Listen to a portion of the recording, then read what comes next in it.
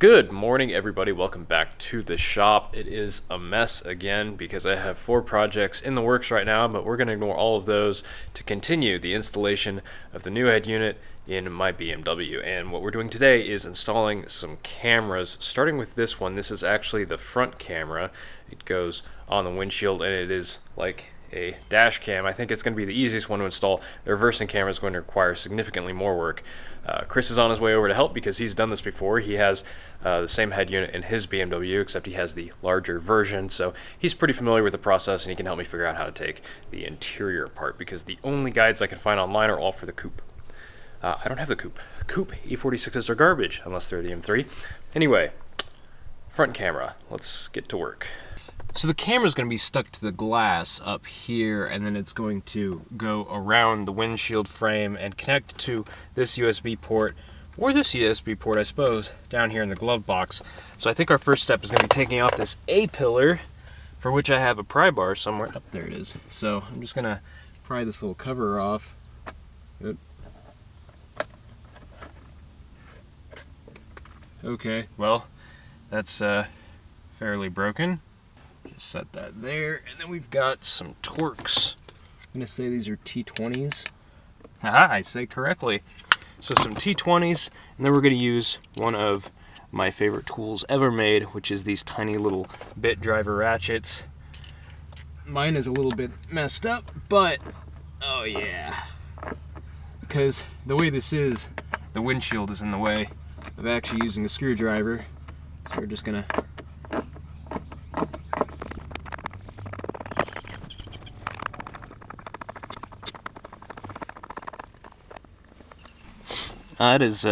that's quite the screw, actually. That is a very thick and long boy there. 2 more.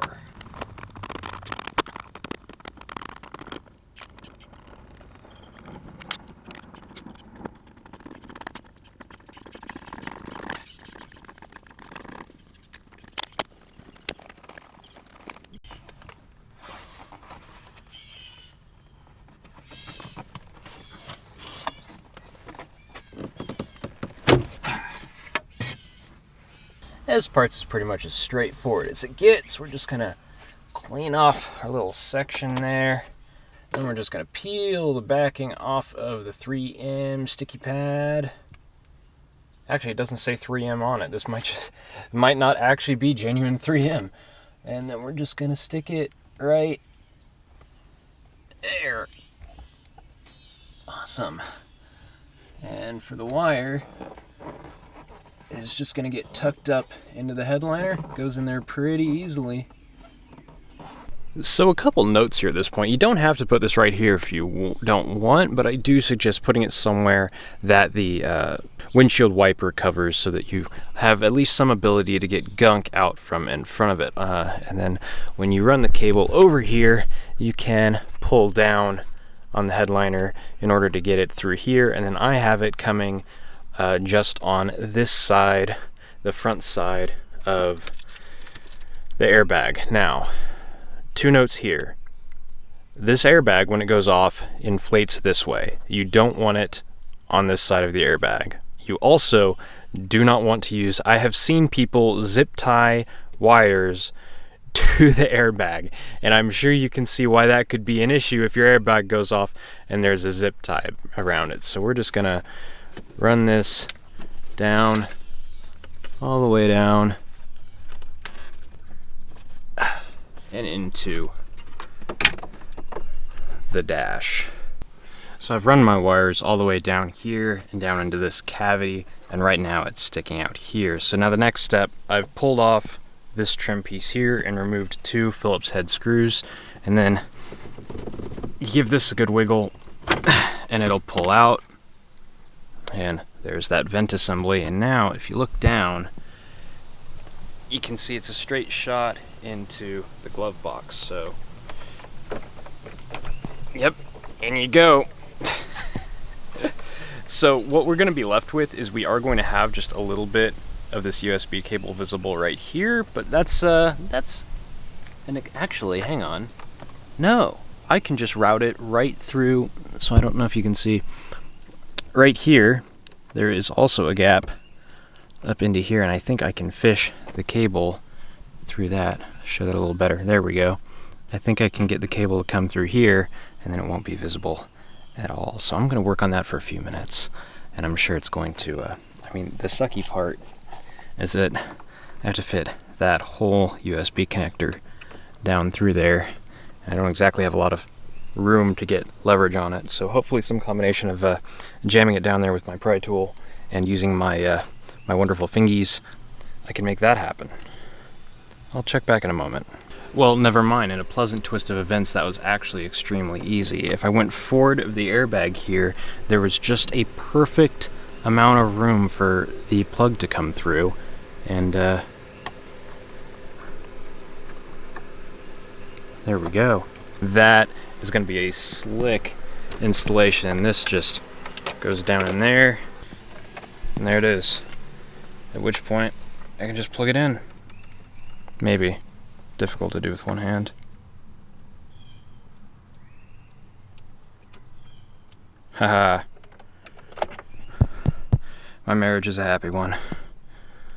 Well, that sure escalated quickly. I got my head unit pulled out, pretty straightforward. You can look at the original head unit installation video to figure out how that comes out.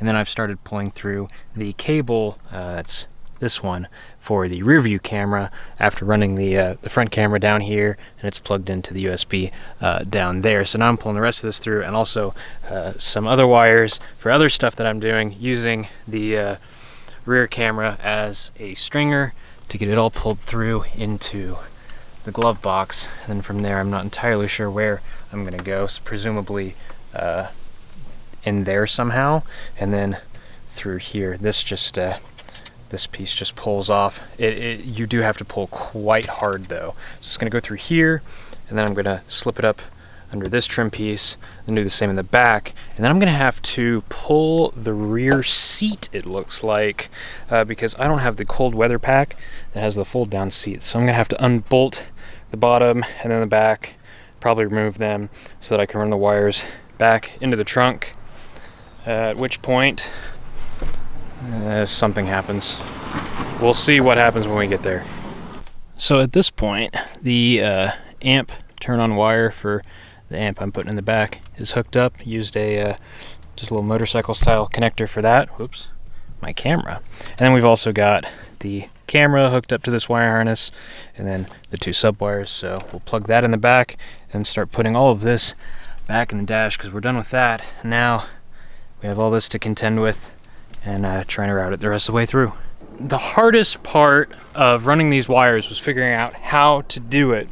I go behind the dash into the glove box, and then I reach down through here into the glove box and pull them up and run them right through that same tiny little hole that we did the front facing camera, and then up through here. And then I pull them around like this one and push them in here, and I just shove them back in there with the trim tool like that.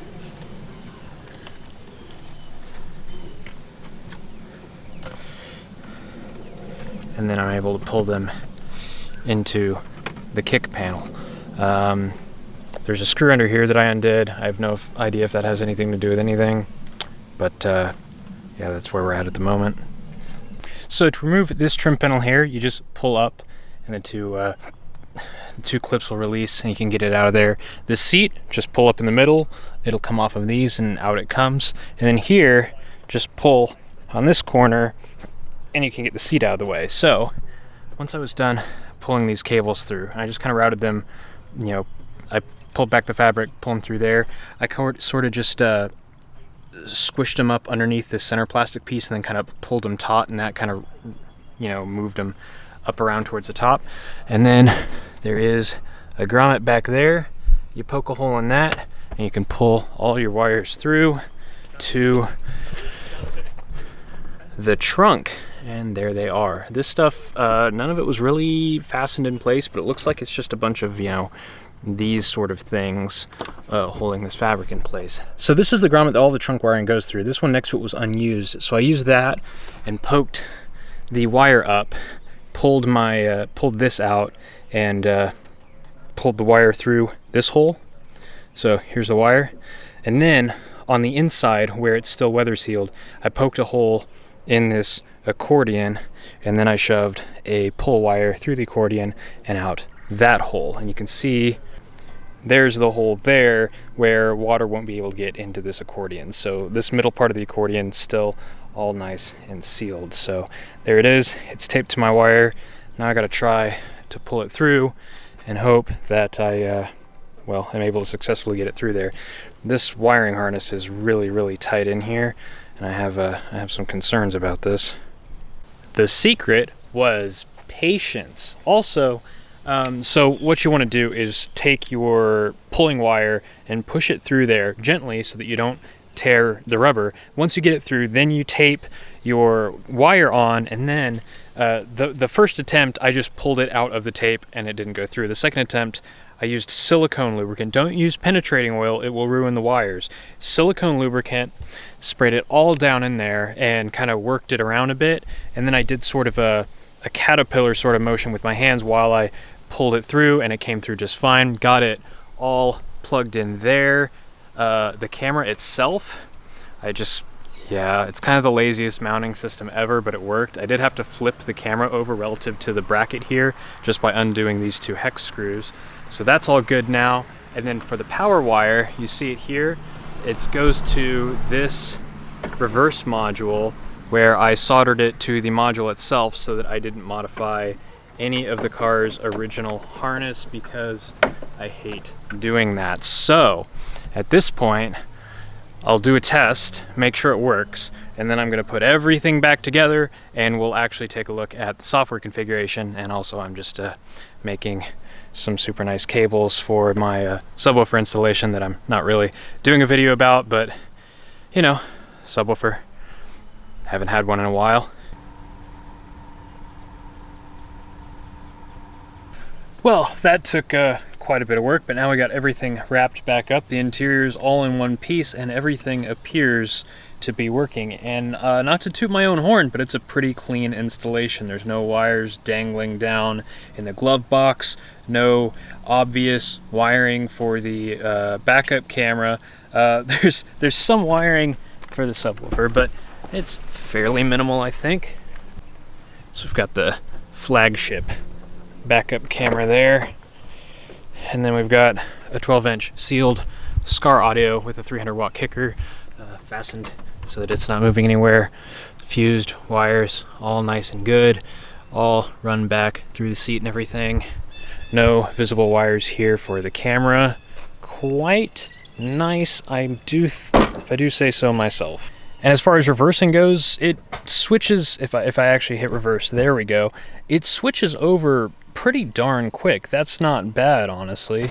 And then we're back. And when you, and I've got it set so that when you do that, it also attenuates the volume down 4 decibels because, you know, turn the music down, I can't see what I'm doing. And as for the front camera, we go to the DVR app, and there is the front camera. So I will have to get an SD card to stick in here, micro SD, probably a fairly sizable one, and then that should be good to go. There's some settings here, but I'm not entirely sure what those do. I'll have to consult the instruction manual for that. But at any rate, there we have it. That is the dash cam, backup cam, and subwoofers installed in an E46 Sedan, and how I honestly think is probably as good as you're going to get for running the cables without doing some serious disassembly. I mean, that was about as much as I would want to do. Anything more than that, you're starting to move parts of the dash out of the way, you're tearing up the floor and seat belts, and no thank you. So I'm going to go jam out to my new subwoofer and see if I catch anything really weird on my dash cam, and thanks for watching.